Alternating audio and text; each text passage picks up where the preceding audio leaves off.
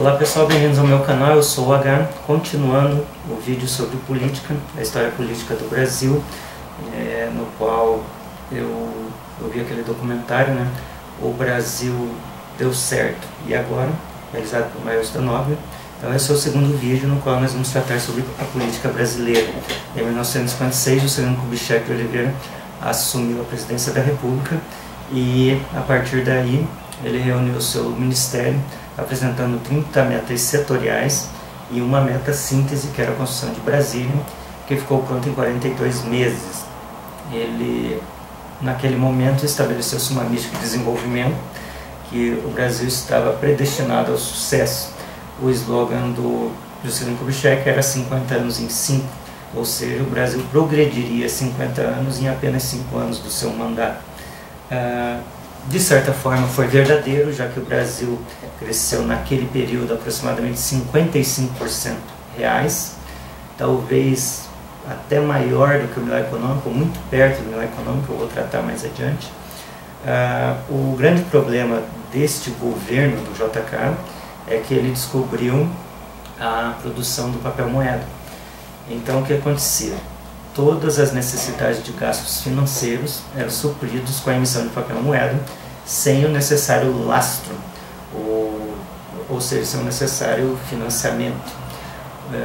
Com isso, o JK fez com que a economia crescesse, mas de maneira inflacionária, ou seja, lá adiante isso deveria ser pago de alguma forma.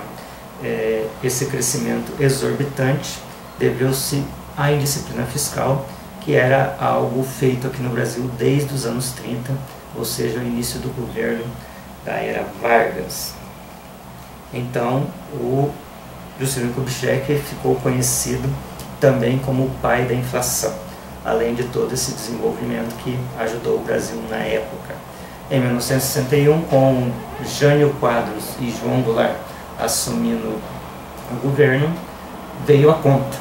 Então toda a industrialização, a substituição de importação foi encerrada, e a inflação e a dívida pública e a dívida externa foi herdada por esse governo, Jânio e Jânio, causando um problema econômico gravíssimo, que realmente o rombo era tão grande que talvez o presidente Jânio, mesmo se tivesse ficado, não teria como solucionar, e o João Goulart também não achava saída para como resolver essa situação.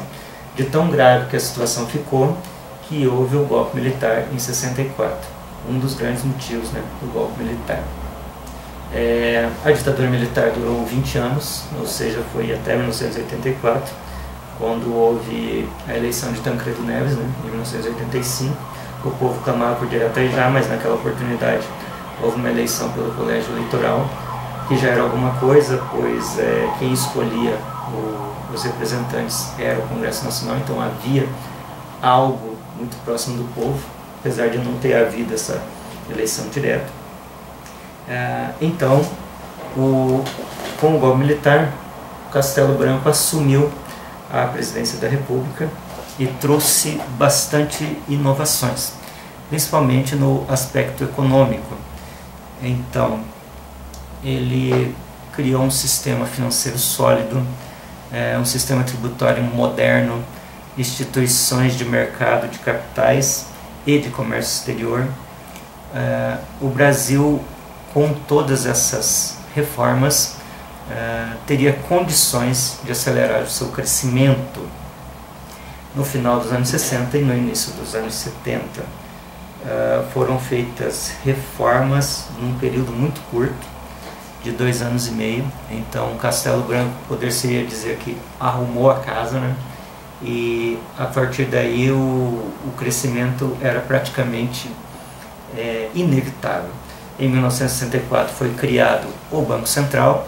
Em 1965 surge a Lei de Mercado de Capitais, em que se pode vender títulos públicos para equilibrar a área fiscal. Então foi dali que passou-se a criar títulos do governo, né, que seriam vendidos e depois poderiam ser resgatados em algum momento.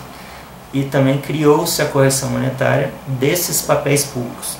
Acontece que essa correção monetária aqui, numa primeira ideia, era apenas para corrigir o déficit financeiro desses papéis, migrou para a taxa de câmbio, depois para a taxa de salários, depois para o preço da energia, depois para o preço dos combustíveis, e aí criou-se um sistema em que a geração da inflação de hoje gerava a inflação de amanhã.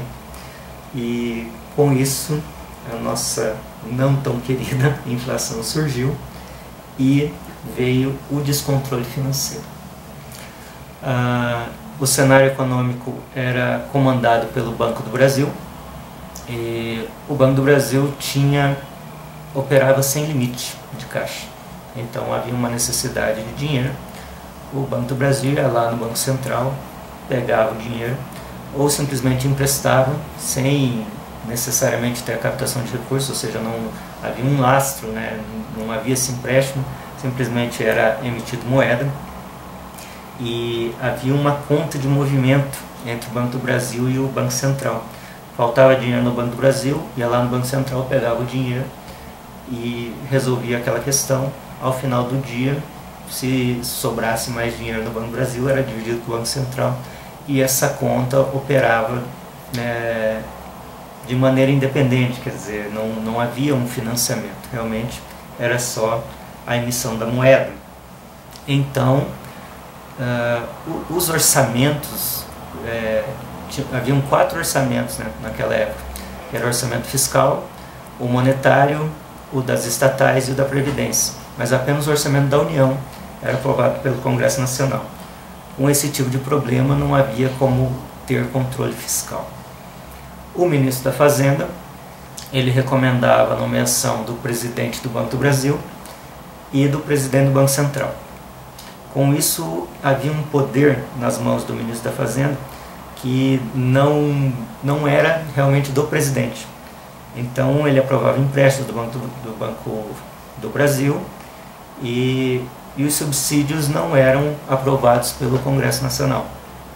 Ou seja, o poder do ministro da Fazenda era praticamente absoluto e o gastos era ilimitado, quer dizer, feito com a emissão de dinheiro. Então, nos governos do Castelo Branco, nós tínhamos o ministro da Fazenda Bulhões, que cuidava de tudo, que não tinha esse poder, do Roberto Campos no planejamento. Depois nós temos os outros governos, Costa e Silva e Médici, com o Delfim, tendo esta atribuição. E o governo Geisel, nós temos o Mário Simon, e depois no governo Figueiredo, que foi o último do regime militar, também temos o Delfim, cuidando dessa questão econômica. O Figueiredo, inclusive, diz ao Delfim que ele tem mais poder do que o presidente da República. E o Delfim responde, mas é assim mesmo, presidente. Infelizmente, nós temos que andar desta forma. Em 1968, de 68 a 1973, nós temos o milagre econômico. Então, apesar de toda essa situação apresentada, que era feita pelo governo militar, também herdade de governos anteriores, então assim, era uma ideia diferenciada, né, de que não precisava haver lastro de coisa alguma. Mesmo diante desse cenário, houve um milagre econômico por causa dos ajustes feitos pelo governo militar.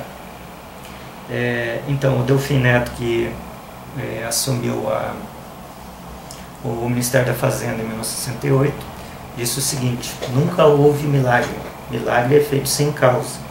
E havia causa para que o Brasil tivesse tido tão sólido durante 5 anos, ou seja, de 68 a 73, aproximadamente 5 anos ou um pouco mais, por causa do que foi feito no governo Castelo Branco. Essas reformas feitas pelo governo militar aumentaram o potencial de crescimento da economia. Então foi estimulada a produção de produtos primários e a industrialização. Iniciou-se um projeto muito forte de expansão das importações. É importante explicar aqui, pessoal, que o superávit da balança comercial é o que pode tornar o país competitivo e fazer com que o país cresça. Então, esse investimento na exportação era justamente para isso, para equilibrar esse balanço financeiro, essa balança comercial. Então havia este crescimento econômico, um equilíbrio do balanço de pagamentos, com tudo em ordem, com pouca inflação. O Brasil cresceu de 68 a 73 num ritmo chinês, de aproximadamente 11,1% ao ano, chegando a 14% em algum momento desses 5 anos. O crescimento real, ou seja, independente de inflação e tudo mais. E entre 1930 e 1980, o Brasil foi o país que mais cresceu no mundo, tendo crescido mais que o Japão em termos brutos, né, e menos que o Japão em termos per capita. Em 1974, o Brasil tinha 12 milhões de dólares de reserva e 6 bilhões de dólares de exportação. O Brasil era uma estrela de primeira grandeza. No próximo vídeo eu vou tratar com vocês sobre a crise econômica. Se você gostou do vídeo, inscreva-se no canal, positivo, favorite o vídeo, assista ao documentário, faça comentários a respeito do que você viu aqui. Se houve alguma coisa que eu não disse, algo que você não entendeu, eu posso tentar explicar para você. E acompanhe comigo aí os vídeos sobre a política nacional, porque é um momento importantíssimo da história do Brasil, que vai fazer com que você entenda mais sobre a batalha dos governantes para que o Brasil conseguisse o patamar que tem hoje, que ainda é questionado por muitos, mas que há muito a ser feito, há muito a ser desenvolvido.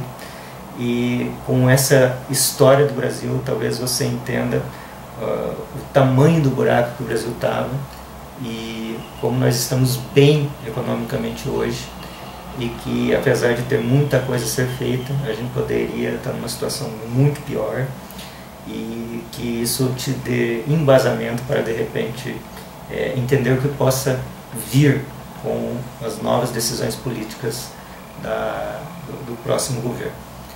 Bom dia, boa tarde, boa noite, boa hora.